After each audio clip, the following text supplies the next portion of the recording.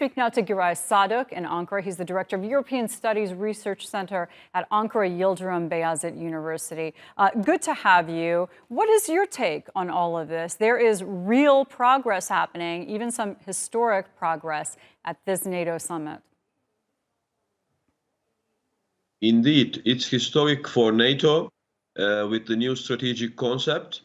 And right in the aftermath of the Russian attack on Ukraine, and with the new candidates, Sweden and Finland, on board.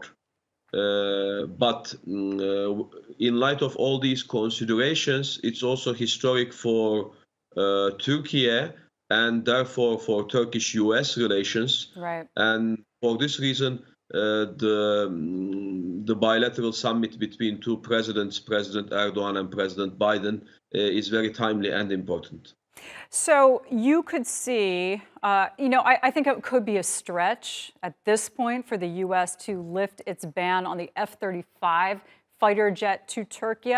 Might be much more likely for the F-16 as a sort of starting point.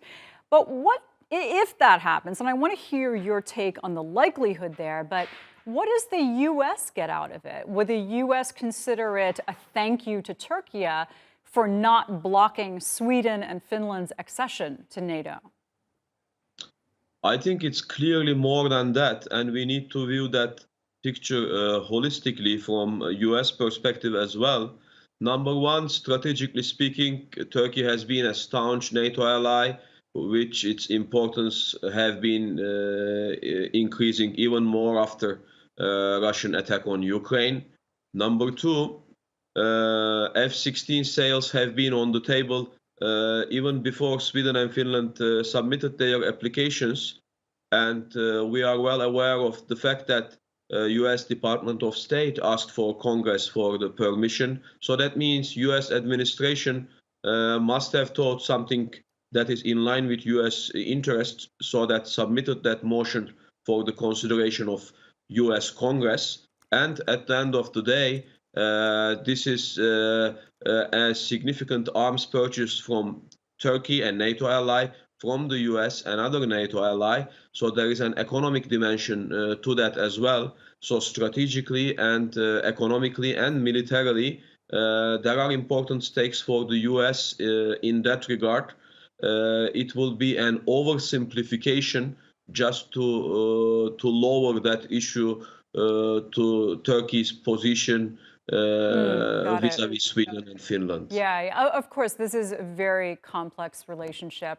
Probably Indeed. Unlikely at this point, though, would you say, Giray, that the U.S. would do something like extradite Fethullah Gulen, which Turkey has been asking for many years? There are a number of issues between US and Turkey, and this has been one of them. But both relations are important and should not be let to suffer another kind of a Stockholm syndrome of those intransigent issues on the one hand, and a number of cooperation issues which you have touched upon earlier on the other hand. So Turkey and US, in light of international developments, need sort of a positive agenda on the issues that they can cooperate first, and then for difficult issues, that is another stage to be considered. And also, Giray, I wanted to ask you, I don't know if you know the answer to this off the top of your head, but just to refresh our memories, when was the last time these two leaders of Turkey and the US met for talks like this? Well, that has been a while, but it is more important that they met this time. As you know, in all those summits, bilateral talks are not always common, and not with all of those leaders. The fact that President Biden, within his busy schedule in Europe, had some time for President Erdogan also alludes the significance US attaches to Turkey's role in NATO and in bilateral Turkish-US relations. Yeah, I mean, bigger problems in the world necessitate some progress on these other issues that are more long-standing. It'll be interesting to see what comes out of this. Giray, good to talk to you.